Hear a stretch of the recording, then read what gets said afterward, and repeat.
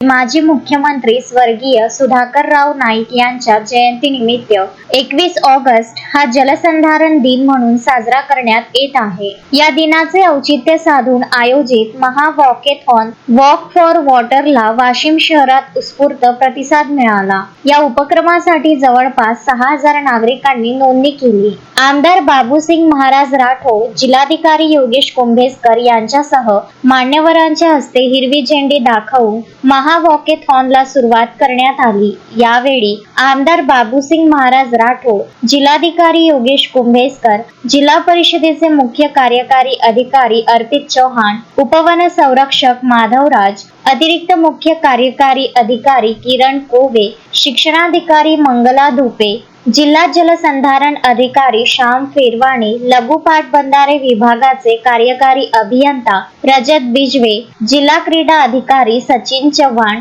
मुख्य लेखा व वित्त अधिकारी तसेच सहाय्यक अभियंता अपूर्वा नानोटकर यांची प्रमुख उपस्थिती होती। जलसंधारणाच्या माध्यमातून दुष्काळावर मात करण्यासाठी आणि पाण्याचे शाश्वत नियोजन करण्यासाठी स्वर्गीय सुधाकरराव नाईक यांनी दिलेल्या योगदानाचे स्मरण करून जलसंवर्धनाचा संदेश जनमानसात पोहोचविण्याच्या उद्देशाने या उपक्रमाचे आयोजन करण्यात आले। अक्षय लोटे, विदर्भ न्यूज, वाशिम।